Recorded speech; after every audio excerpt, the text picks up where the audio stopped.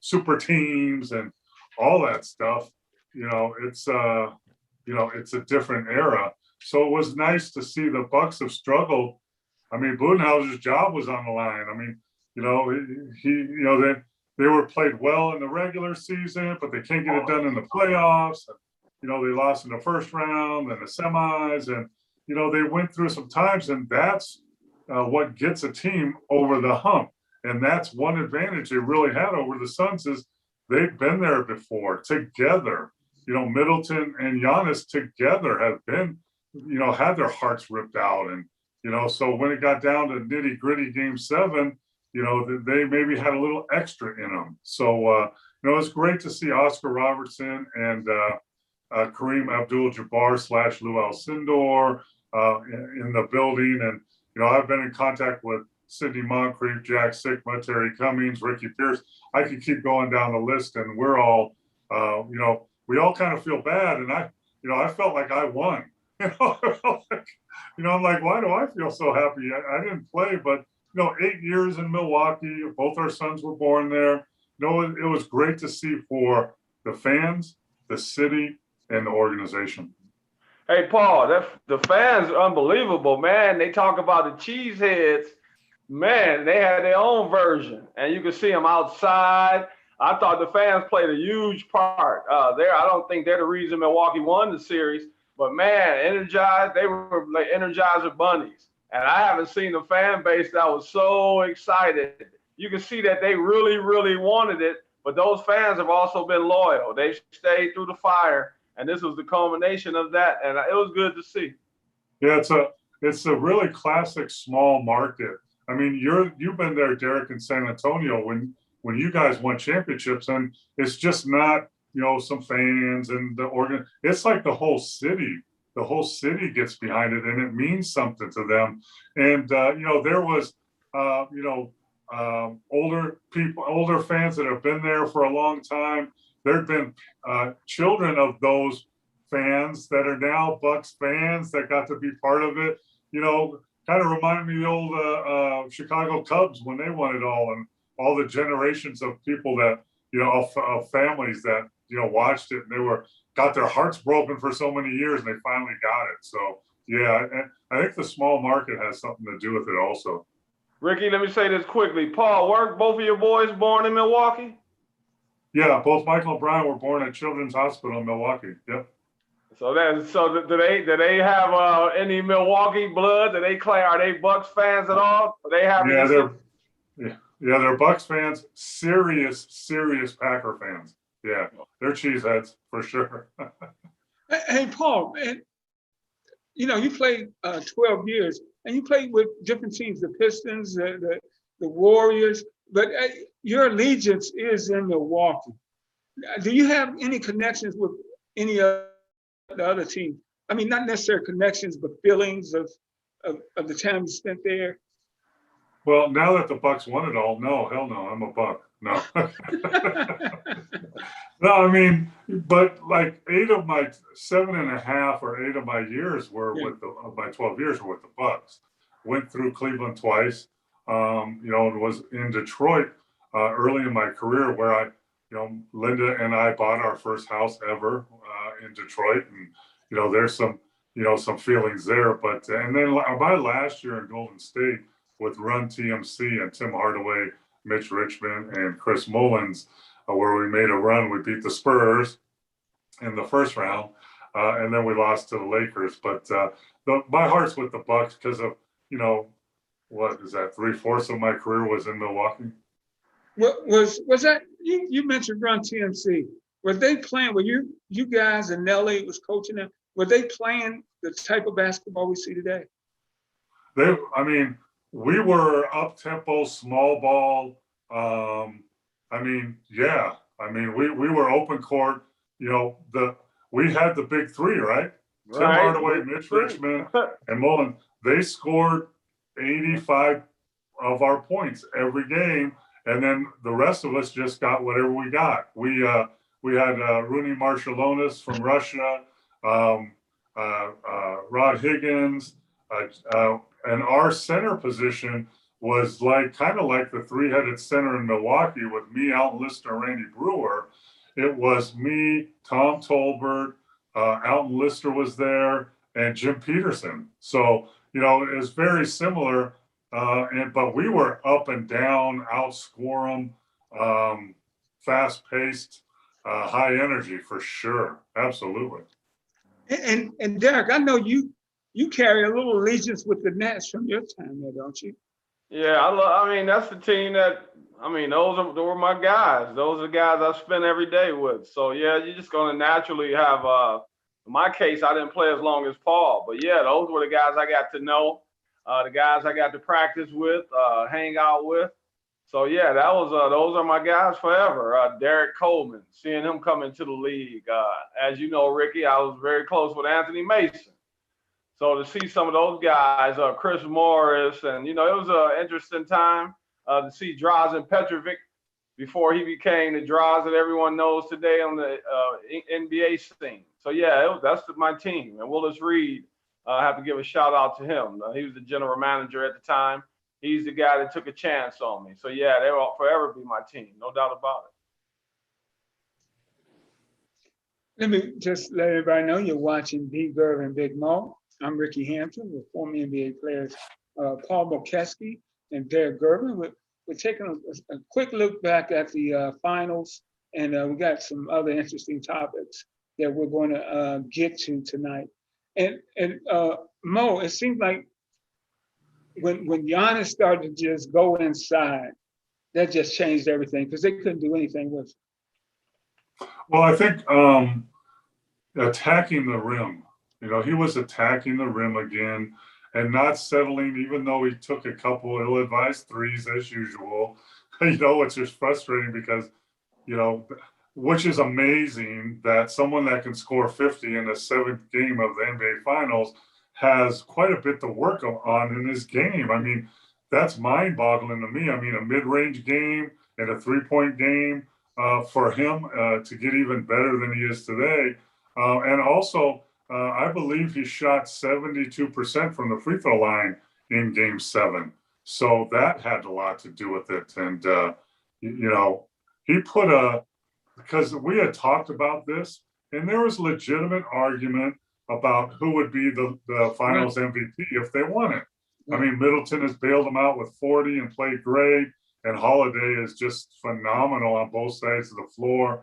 But Game 7 pretty much put the stamp on Giannis. No questions about it, no second guessing. He was the MVP of that team. He was the one that came through when it was a little shaky and everything was kind of up in the air. I mean, you know, when you look at the numbers, you know, Middleton had been averaging 25. He had 17. Holiday had averaged 18 and he had 12. You know, so he's the guy that stepped up with 50 and 14 and also 5 blocks and another 5 of changing shots. And he was, I mean, some of those rundown, even if he didn't get the block, for an MVP to be doing that, that's just phenomenal. And how can the other team, you know, fall off and not play behind them? So, you know, Giannis came into his own, his confidence. And if I'm not wrong, I think he's only like 26 years old. I mean, he's still a young player. Yeah. And we know bigs don't mature till they're 28, 30. Yeah. Man, at the end of the day, I think it came down to the most physical team. The more physical team won. Man, Giannis went to another level. I've never seen someone improve so much in one series. And I'm talking between the free throws and either Paul, he even shot a couple face-up jump shots when the shot clock was running down. I was like, man, what guy is this? Is this Giannis we looking at? At no point in the last 3-4 games, at no point did I expect him to shoot air balls from the free throw line. And that's something I've become very used to, accustomed to. At no point did it look like he was ready to miss free throws. He was passing the ball very well. It wasn't just his offensive play and his defensive play. It was that he kept picking up the other guys on the team. His attitude is very infectious. Man, I was like, this guy makes you want to play with him. And I hope one of these guys, these superstars, will take a chance. I don't know if it's going to be Bradley Beal. We don't know who it's going to be. But I hope that another guy will go to that team and help them. I love what they're doing on the smaller markets. It was something great to see. That's a great. I'm glad you mentioned that because I want to ask you guys, what do these two franchises need to do to get back for a rematch next year? Wow, you can take that part. You know, that's a tough one. Well, you have two different teams, right? You got the Suns, who are very young, just starting their journey. However, they have one of their big main clogs, Chris Paul, who's older now, and he's due to make $44 million next year. So and you could see the frustration on his face in Game 5 and in Game 6. He was getting frustrated. I think he's hurt, like we talked about, more than he let on. But he saw that the wave of the Bucks was coming, and they had nothing to do. Booker, in my opinion, let him down a little bit with his play. Couldn't make a shot. I think it was 0 for 7 in Game 7 from the 3-point line, and was inconsistent. So they have a whole different setup where they have to decide. And actually, it's not their decision. It's Chris Paul's decision because it's his option. He can take his option, $44 million, 1-year contract with Phoenix, and go for it again. Try to reload, but there's not much salary cap there. Or he can try and do a buyout, which I don't think he'll do, or more than likely he'll do a sign and trade because there's no way. I know everybody's talking about the Lakers and the Clippers.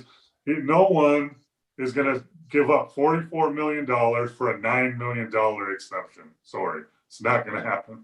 So it has to be a sign and trade. So they have decisions to make and with their younger players to see how they fit in. And continue to build around Booker. The Bucks are in a different situation where they have their big three, Holiday, Middleton, and Giannis. They're signed for the next 2-3 years, along with Lopez, DiVincenzo, Cogniton. They're all signed up. They've already won the championship, but they're not stupid. They know, they see Brooklyn, they see the Lakers coming back, they see the Clippers coming back, so they know they can have another piece. Here's a decision they'll probably have to make. Do we sign, because Portis is a free agent, and Portis was a great find. He got them some of that toughness that you're talking about, and that dog, and he had 16 points in Game 7, and the fans love him. They love him. So they're going to have to decide because he's going to make money. He's going to get a 4 or 5 year deal, 10 to 15 million a year. So the Bucks are going to have to see if they're going to offer that or match it, or go in another direction and find another piece, Derek, like you're talking about. Maybe I don't know, someone that one of these veteran free agents that can help them, and they're going to have to keep up with the Brooklyns and the Lakers and the Clippers, frankly, and Philly. Hey, Paul, Phoenix better be trying to get a guy that's similar to Portis, not as big though. Montrezl Harrell is out there. It looks like he'll be out there. It's going to be hard for Phoenix because we don't know the Chris Paul situation. And Paul, you tell me if you think. I think Chris was kind of sold on Phoenix early in the championship series, but then they showed their youth at the end. Aiden kind of took 3 steps backwards. Booker was so-so, and it kind of changed the perception possibly of Chris Paul because I know he wants to win now. And now you have to question a little bit. We saw the immaturity, a lot of immaturity. Devin Booker started the whining. Chris Paul, of course, did some whining himself. So they got to figure out which direction they're going to head. Do they want to re-sign Chris at $44 million a year? And he's like 36 or 37 now. So I could see what Paul said, a sign and trade. I could very well see that. I really don't see Chris Paul back in Phoenix next year. I think they're going to head a different direction. But either way, I hope he gets his money. But as far as winning the championship next year, I don't see it in Phoenix. Yeah, I mean, and it's Chris Paul's decision because it's a player option. So he can handcuff them if he wants, but it doesn't help him win. So they'll probably, and their owner, Phoenix Sarver, has been known to be one of the cheaper owners. So, what they can do is they can sign him to more of an extension and then trade him, which does a couple things. It frees up $40 million in salary cap because, like you said, Booker was inconsistent. I mean, he played fine and he played, but if you look at his games, game one, he had 27, then he had 31. Then in game three, he had 10 points and shot 14% from the three. Then he had 42 and didn't make any threes and 40 and shot 50%. And they lost both those games when he had 40. And then he came out, was 0 for 7 from the three and had, I think, 19 points in game seven. So, he's like up and down. And I think that affected Chris Paul a little bit too. So I can see that, Derek. I can see, hey, CP, great run. You helped our young guys. Let's see if we get you a championship and at the same time get some good players and some draft picks back and maybe sign a free agent because Booker needs more help than that for sure. They just let one guy slide. He's going to the Pelicans instead. My big man, who I love, Valanciunas. He's headed to the Pelicans, though, but we'll get to that later. But, man, I wish they could have gave him a shot. Aiden needs someone else. Paul, you think Aiden could play power forward with a big man? No, I don't think so. I don't, he has to get more skills. He has to guard more pick and roll action. I mean, he's long enough. He's athletic enough. I don't know if he's athletic enough, though, because he's like a below rim guy. He's not going to fly through there. He's got okay hands. And then I could see, whoever they play, whoever Valanciunas or Ayton is guarding is going to be in the pick and roll, and I hope they switch and do all that crap. So I don't know. Yeah, he's more of a finesse player. I didn't see yet. Now he's not a power player at all. They need more. They need more of a Middleton type, someone like that. Here's a couple of interesting players who are available. Mike Conley. He could go back to Utah. Kyle Lowry, DeMar DeRozan, who played pretty well this year in Phoenix. I mean, in San Antonio. Would you say, Derek? Yeah. Now I know the Lakers are interested in him. I would like to see how that happens. I could see the Spurs giving up KCP, Kuzma, and I think it's a 22nd pick. I would love to. That would be a good move. And plus, I'm a fan of Kuzma. So I would like to see Kyle Kuzma comes here. But I think LeBron could fit in. DeRozan could play with LeBron and AD. I think that would take a lot of pressure off both of them because he's going to get you 20 points a night. And he can get you 6 or 7 rebounds. He's actually a good passer. But, of course, he's in San Antonio, so he doesn't get a lot of media coverage. But DeMar DeRozan is an all-star, and if he went to the Lakers, that would be scary. And plus, then Kuzma and that stuff coming to San Antonio will give him youth again and to build on. Yeah. Yeah, Derek, I'm just looking at him. He averaged 7.4 assists a game last year. Talking about DeMar DeRozan. DeRozan can play. He just doesn't get a lot. He flies under the radar. Hey, Ricky, he's one of the best one-on-one players in the game. The only thing is his game is somewhat doesn't translate over today because he's more of a mid-range guy. But the guy can get his shot off at will against anybody. You're watching Gerv and Big Mo. I'm Ricky Hampton, along with former NBA players Paul Mokeski and Derek Gervin. I tell you, I think Mike Conley would be a better fit at a cheaper price than Chris Paul for Phoenix right here. That's $44 million, man. He's not a $44 million player. Yeah, but if I'm the Suns, I'm not looking for another old point guard that's not as good as Chris Paul, even though he makes less money.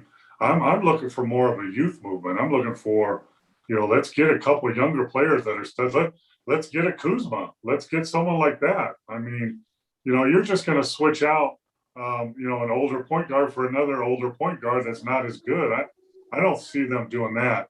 I mean, obviously Chris Paul gets along with people. So if they're going to do that, they might as well just keep Chris Paul, try and find some kind of fit and make another run for it. But if I'm gonna make that move, I'm gonna go younger. I'm gonna try and get some younger talent. If he's healthy, man, the question is the health on this one guy, John Wall.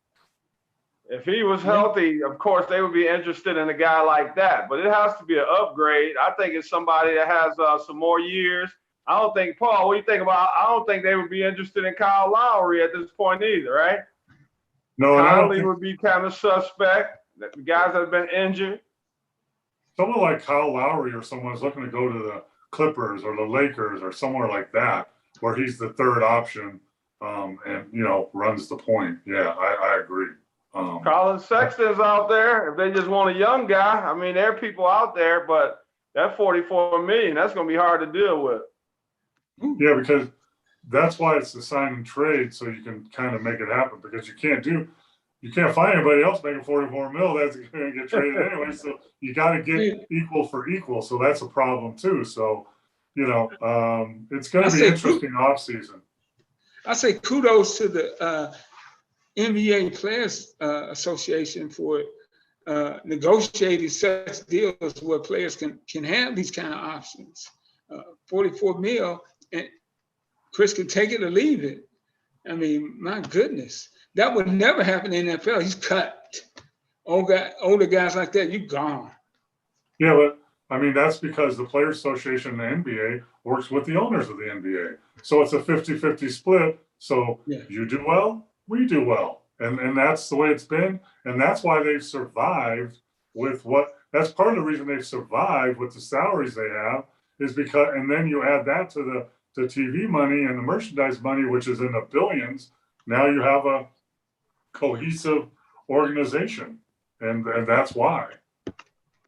Hey, Ricky, you have a lot of people that say they don't watch NBA, but on the other side, you have a whole lot of people that do.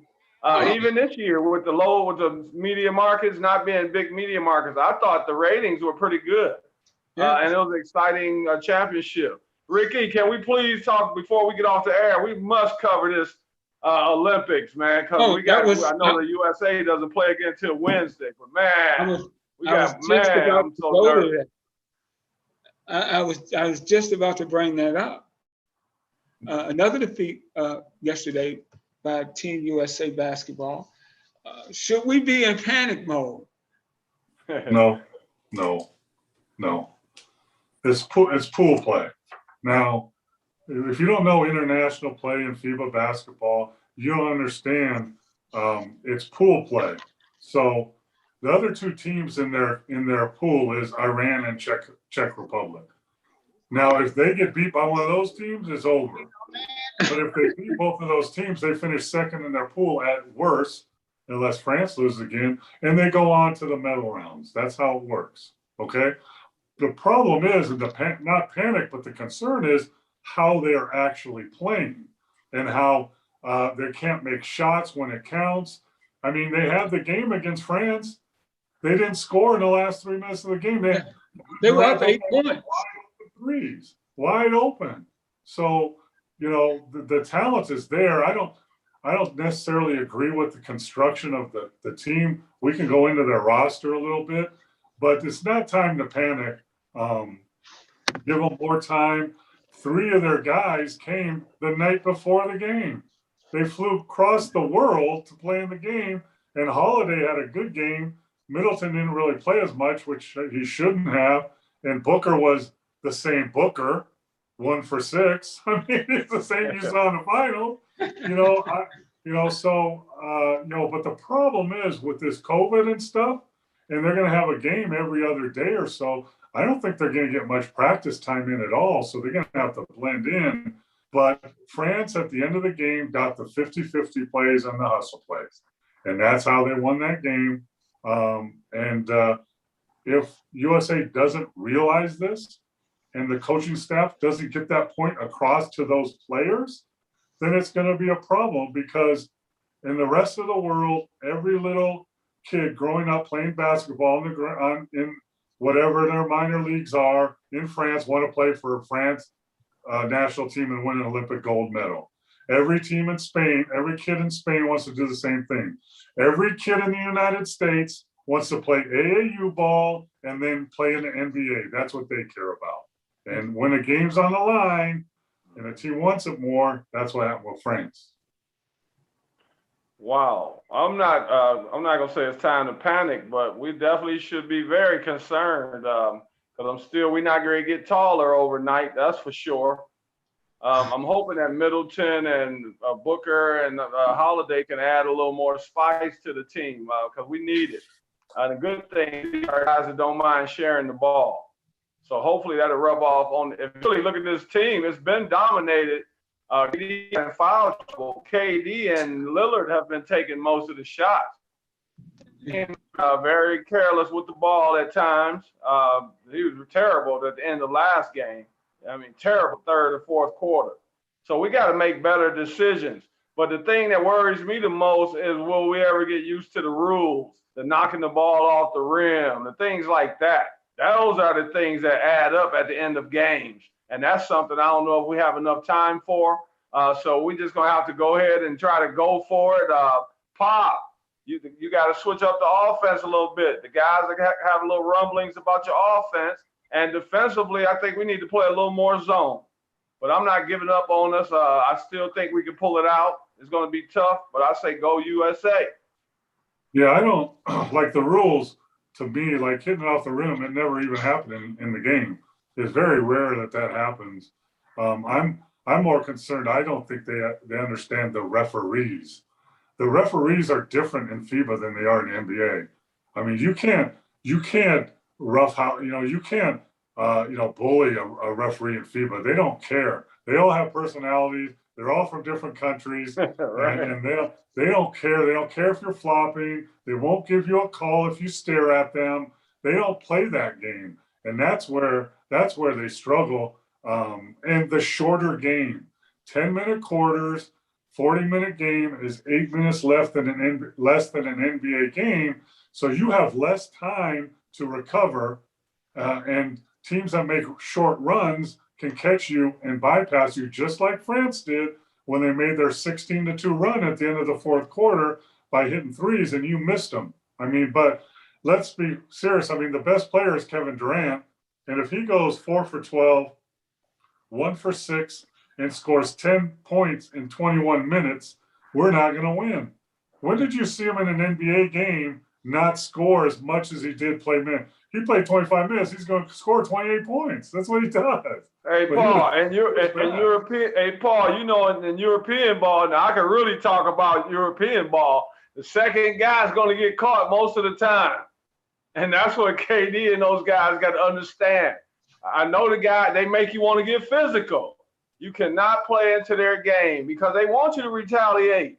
These guys give up some physical fouls, and you can't react to it. You got to keep your mind in the game. And that's part of the mind games of playing the Olympics and playing FIBA basketball. So they got to just remember all the little things and keep their head. That's very important. Yeah, and they gotta play better. I mean, they just have to play better, and they got to shoot better. That's for sure. I want to ask you guys. I'm sorry. Go ahead, Paul. Go ahead. Let me throw this because that's a great point, D, about shooting. So, Durant can shoot, Lillard can shoot, Tatum's okay, Levine's okay, Draymond Green can't shoot, Keldon Johnson can't shoot, JaVale McGee can't shoot, Drew Holiday is not a shooter, Chris Middleton, Booker can shoot so much. What about like a Bam Adebayo? Okay, he's playing better. But they have they have Grant on the team, right? Grant is a hustle guy, defender, scorer, but he's not a shooter. And you leave home Buddy Holiday, Duncan Robinson, Joe Harris. How good would he help this team? So that's part of the problem too. Duncan Robinson was upset that he got the token white guy. He said he was the token white guy that got left off the team. And if you look at it now, Paul, we need shooting big time. You know as well as anybody, Derek, FIBA basketball is about shooting. Yep. It's about pick and roll and shooting, and that's what it's about. We don't have enough shooters. I was going to ask you guys, I was going to start with you, Paul, because you were hinting you didn't like the construct of this roster. And I think you just touched on some of it.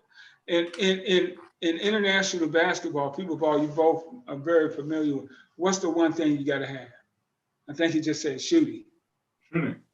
Hey, Ricky, Oscar Schmidt scored 55. That's the guy's record they thought Luka was going after. When you talk overseas, Drazen Petrovic, these are guys that I know and heard of. Walter Serbiak, all these guys. Scoring. That's what you're known for over there. And if you see, they basically were daring us. They were giving our best shooters open shots. They packed the paint and they made us shoot outside. And as you see, we didn't do it consistently enough. So we still have a chance. We just have to shoot a lot better the next game. And the other thing, NBA basketball is about running an action, pin down action, staggered action, and then the guy catches it and he shoots it or he goes one-on-one. That's what it's about. In FIBA basketball, that's not what these teams do. Watch France play. They run action, movement, passing, pass the ball 5, 6, 7 times. Here's why. Because if you run a specific action, one pass, shoot, and you miss, then they go down and they pass 5 or 6 times, use your shot clock, and make. You got less time to catch up to them. And that's what happens. And also, we can talk about the makeup of the team. Let's talk about bigs in basketball. The best bigs in basketball are not USA players. They're international players. That's who they are. I mean, you know, guys, you got Joker. Yeah, you got Gobert, Paul. Rudy Gobert. Rudy Gobert. Yeah. Yeah, who's not there? Giannis is Greek.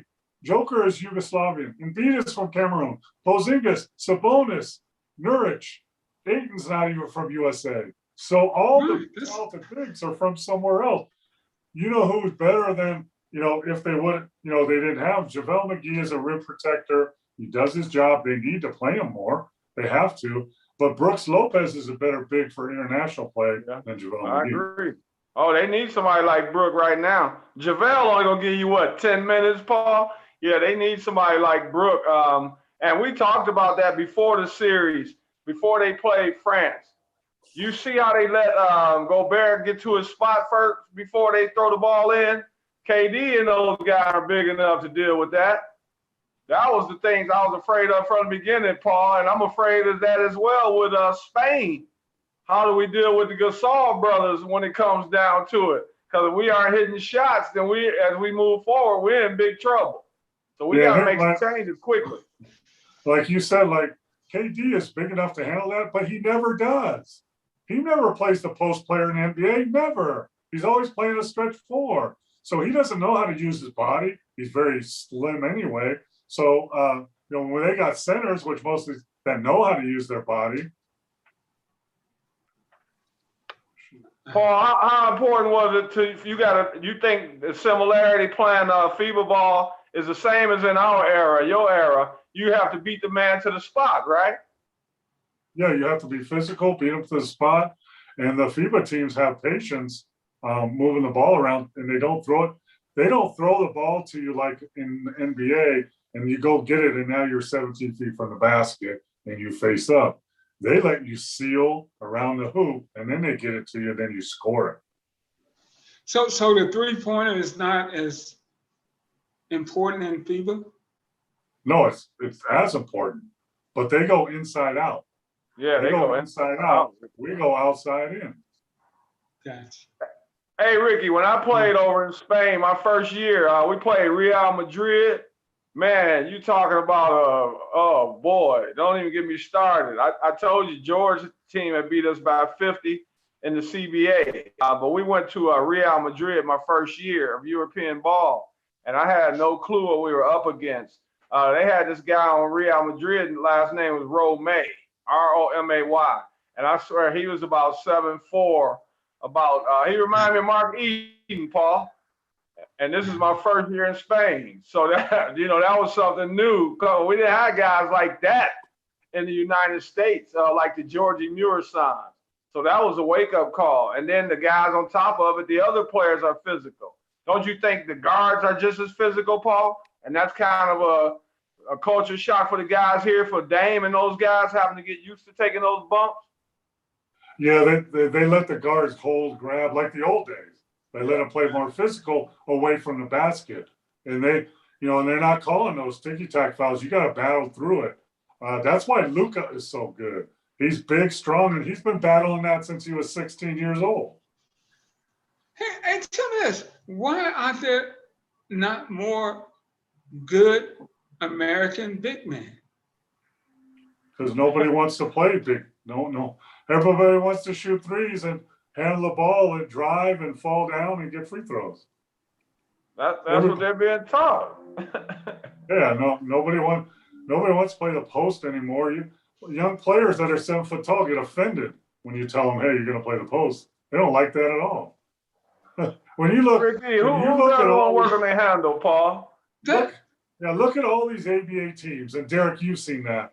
You'll go to an ABA tournament, you'll see 6'9", 6'10", 6'11" kids, and when they go to their position, it says forward or guard. It never says center, ever. That's true. Hey, Ricky, the guy they talking about being possibly the #1 pick next year or the year after, Chet Holmgren, is a 7-footer, but he's more like trying to be like KD. So they used to down low the Brad Dohertys, the post-up guys that could pass, the Jack Sigmas. Those guys are kind of outdated right now. I'm hoping MB can bring it back. He was somewhat bringing it back before he got hurt. Gobert, but they're only going to go to Gobert a certain amount of times in the game. But I'm hoping the big man could come back, the big 280 on the low post. It makes the game that much more interesting. Yeah, and you brought up a great name, Brad Doherty. Paul, what was it like facing Brad? I played with Brad. I played in Cleveland with Brad. He was a really big body, had a big lower body, could hold you off, catch, great passer, high IQ, and then could score in the low block. That's what he did, and defend. Unfortunately, when I played with him in Cleveland, he had a foot injury that never healed, so he never played again. But if he would have been allowed to play 10 more years, he would have been in the category of a Jack Sigma for sure, who was in the Hall of Fame, by the way. Mm-hmm. Yeah, one of the most underrated players of all time. I hate that he got hurt. Man, spectacular player, Brad Doherty. Now, Paul, what have you been to? Since he's been in the race car business, have you been to any of the races? No, but he and Larry Nance were race car guys back then. Yeah. I don't know if you remember, but we played in Richfield Coliseum in the middle of nowhere. Yeah. And the parking lot was big. So after practice, they had their little souped up cars that would race in the parking lot. Yeah, Nance always, that's what Larry Nance was known for back then. Yeah. Hey, well, Brad has gone on to have a nice career as a color commentary for NASCAR on ESPN. But all these teams that run in the playoffs, they're struggling, like my Detroit Pistons. Help is on the way. The draft is coming up this week. And if the Pistons don't select Cade Cunningham with that #1 pick, I'm taking the first plane out of Detroit. I'm gone. You coming to Vegas? Come on to Vegas. Yeah. Hey, Ricky, now I know in Detroit they go a lot of talk about it. Any of those three could be first pick of the draft. So I think they're going to take Cade. But man, any of those three, you couldn't go wrong with Mobley. You couldn't go wrong with Green or Cade. But I'm hoping the Pistons take. I think Cade is the most complete player out of those three. So I'm hoping they go with Cade. And if you look at the top 10 draft picks in the mock draft, we talked about it before. There is not one big guy. There's one big guy, Evan Mobley, who wants to be KD. So there's no post guys. And the other thing is, there's one player in the top 10 that's 22. Everybody else is under 20. There's 5 players in the top 10 that are 19 years old. So they go with skill, high upside, athleticism, length. So you wonder why the post position is lacking in the NBA? There you go. I hear you, man, but something is missing here with the game when you lack that big guy inside. They trying to up the scoring, Ricky. They want the 120, 130 point games. That's what it's like in what they used to say in baseball. Chicks love the long ball. It's the same in basketball. They like the up and down. They want to see They want to see the score. The superstars go out there and put up the 40 and 50 points. That's where the game is now.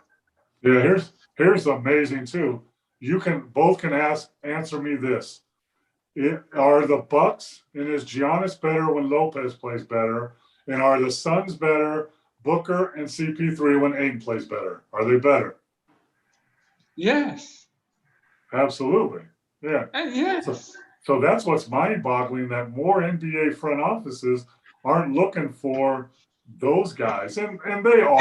And here's something too, Paul. I mean, really, but for the second straight year, we've had a team that's really big win a title. The Lakers were long last year, and the Bucks were long. Yes. I mean, the Bucks played a big lineup of Lopez, Giannis, Middleton, and Tucker at the same time. Yeah. Along with Holiday, who's 6'6". The Lakers, when they won it last year, they have 2 7-footers and a 6'9" guy. Yeah. But they're not low post players. They're not real post players. Lopez is a post player, but none of those other ones are post players, which is mind-boggling. I mean, how good would France be without Rudy Gobert? They would have won. Right. That's why they won. That's the main reason they won. That's true. Him and the other big old guy, the guy that's 7'2" or 7'3", they had the other black guy. Look like he weighed about 400 pounds almost. Hey, I'm looking at some props. Now, go ahead, Derek. No, did you see the guys that I'm talking about? Yep, they went high. For France? They would go high-low, like the old school high-low. They go to Gobert and he dump it down to the bigger. Yeah, absolutely. Yep. Yeah, that guy's big.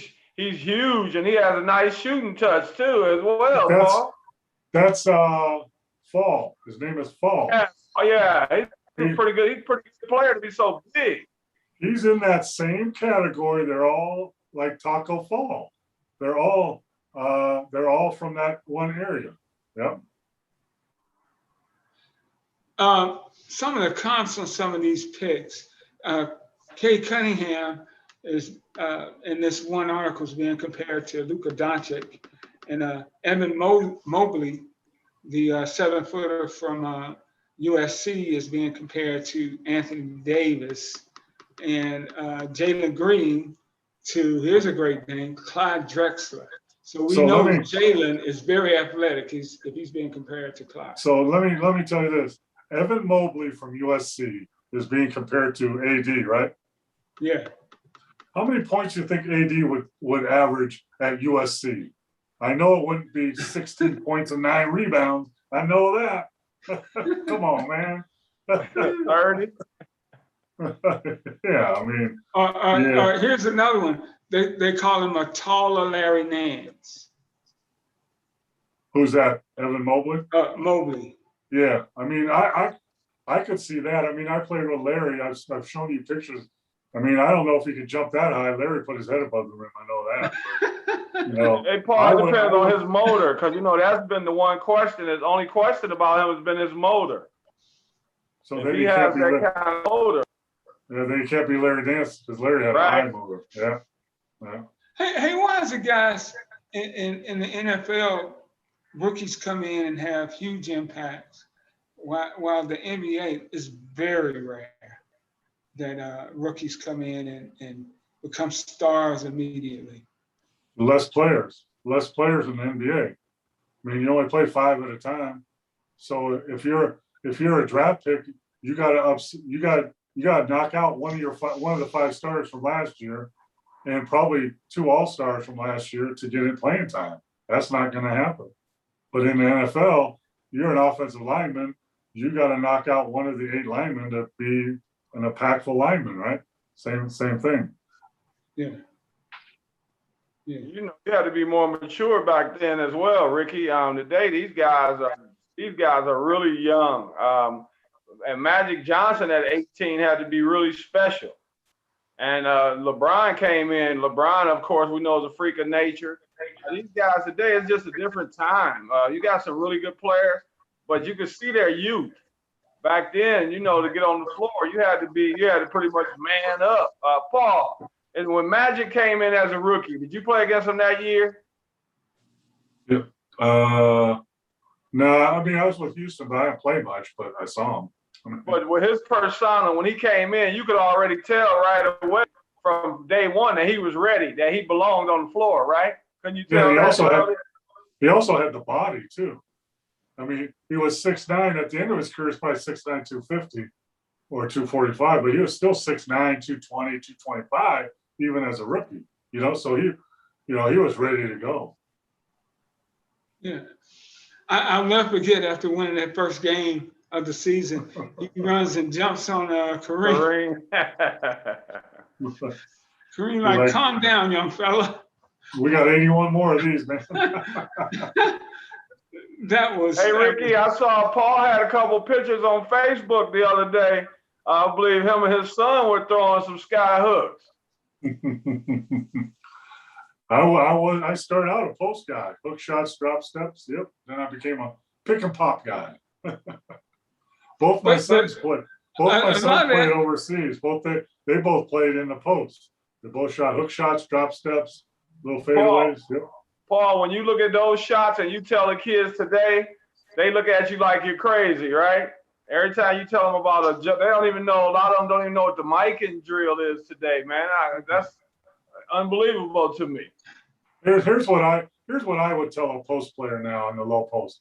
Okay, I'm going to teach you the hook shot. You know why I want to teach you the hook shot? So that will counteract your one-legged, faded Dirk Nowitzki throw bank shots.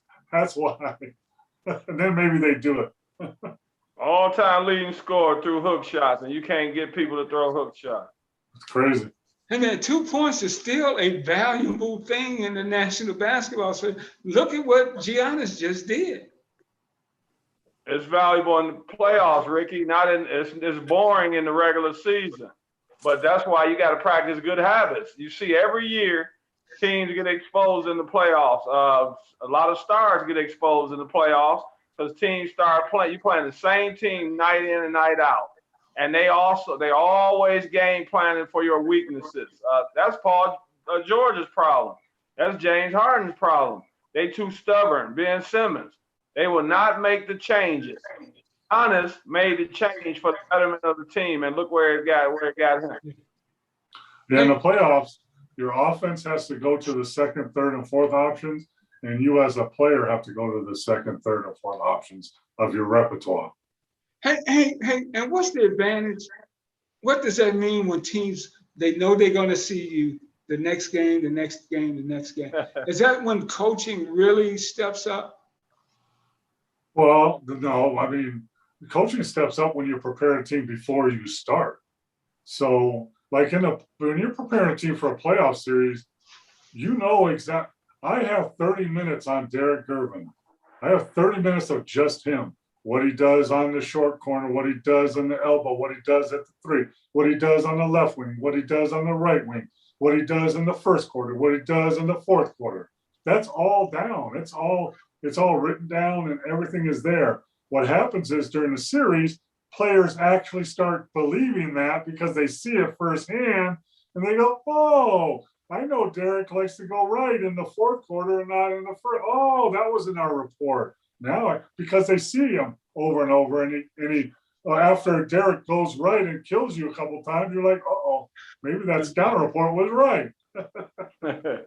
Was that? Did you like going right, David? Darryl? I like going wherever the basket was, Ricky. You got to be able to get your shot off going either direction. Yeah, I just made that up. I don't know if No. Paul's telling you how it is because it becomes a mental game. It becomes like a chess game when you're going against the same guy night after night. And it's the strongest mind is usually the one that prevails. And if you got a strong-minded team, that's what it came down to. We saw Phoenix pretty much, their youth showed up at the end. You could see Milwaukee bonding together. So one team was bonding together, the older team, and then the other team you could see pretty much wilting under our eyes. And then Monty made a couple of decisions that I believe he's still questioning today. But yeah, at the end of the day, their youth showed up. What was you think a decision that really hurt him there? Monty. Say that again. Say it again. Yes, I didn't hear that. I didn't hear that question. Oh, what mistake did you think Monty made in some of his He strategies? didn't make a well. One thing, Ricky, they became too dependent on Devin Booker and Chris Paul. Everybody in the gym knew what was going to happen. Like after game 5, when Devin Booker he was getting ready to take the last shot, and then Holiday steals the ball. Everybody in the world that's been watching the NBA knew that ball was going into Devin's hands, and there was nothing wrong with that. But if they closed out on Devin and played good defense, he had to be ready to make the next option, was find the next open person. And I'll say it again, nobody yet has mentioned how Mikal Bridges broke open under the basket, right to the basket. But Booker couldn't get him the ball because he drove to PJ Tucker went for the fake, but Giannis was there to cover like a wall. And that threw the whole playoff. But hey, I'll say this. I'm happy you see that hat Paul's wearing. So at the end of the day, I was glad to see the Bucks get a championship. Yeah. I mean, I was the happiest guy in the world in Game 5 when Booker came out and had 40 because he started dribble. Both cams were they didn't even know they were in the game. Chris Paul didn't touch the ball for about 8 minutes. So I'm like, we're in a good situation. I don't think the coaches of Bucks didn't even know that. I'll give you an example of how playoff basketball is broken down. So if we're breaking down Dirk Nowitzki back in the day, we would know on the left block when he posts up, he only posts up there 30% of the time, 70% on the right block. When he's on the left block, he posts up 30% of the time, and he only shoots 20% from there. But if he's on the right block, he posts up there 70% of the time and scores 55% of the time. So guess what we're going to do? We're going to make him go to the left block. We're going to front him on the right block. He can't catch it. We're going to let him catch on the left block and play our odds. That's how detailed it is. Wow. Now, what about regular season? Is regular season you on a back-to-back? Can you get that detail? No, it's a mini version of that. It's a mini version. But everybody goes through their main sets, their tendencies of every individual player, and then you go. But it's in the playoffs. I mean, in the regular season, my scouting book was this big. In the playoffs, it's that thick. That's the difference. Hey, in the regular season, coach might just get your attention. You only get yelled at a little bit. Come playoffs, you get sat down on that bench. Big deal. You can tell.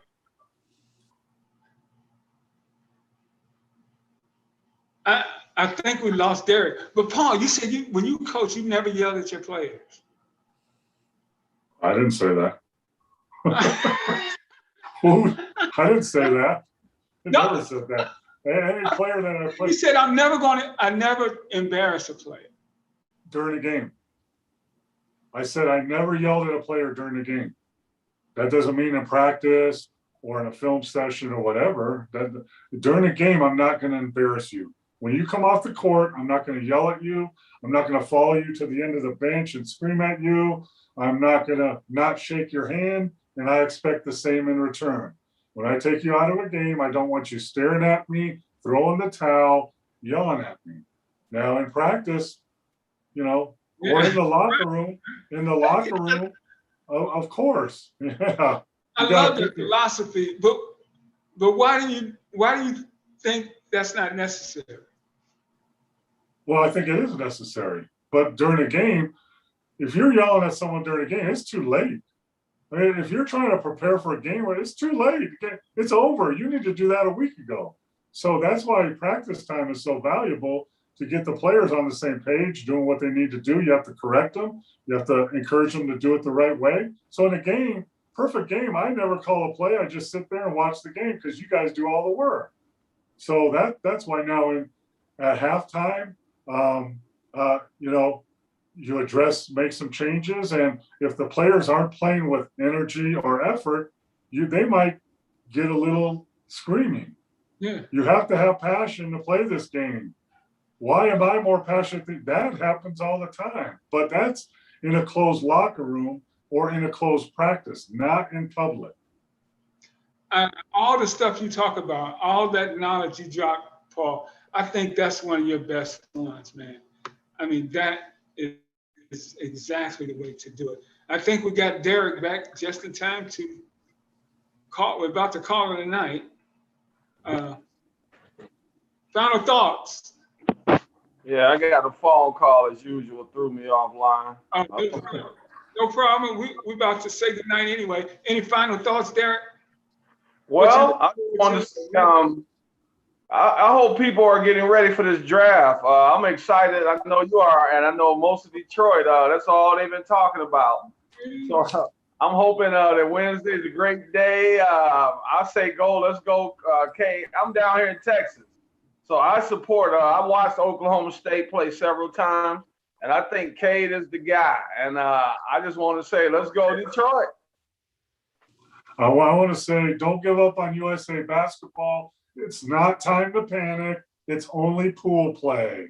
The real games start in a week from now. So they'll take care of business. They'll get the 1 or 2 seed out of their pool. Eight teams out of the 12 go to the medal rounds, and that's when it matters. I just hope that KD can start playing better, and I hope the 3 Holiday, Middleton, and Booker can come through and start and get their feet under them, and that we can still win the gold. That's what I think. And for people out there, stop being so negative. It's gonna be okay. It's not the end of the world if we win the gold. And Bucks in 6. Hey, we have some players that have caught up to us talent-wise, pretty much, but no country has caught up to us yet. And make sure everybody hears that. We're still the #1 team. USA. Everybody have a great night out there. Good night, everybody. Thanks for watching. Have a good night, Ricky. Next Paul. time I'll be here. Take care. Peace. And Dad, have a great night.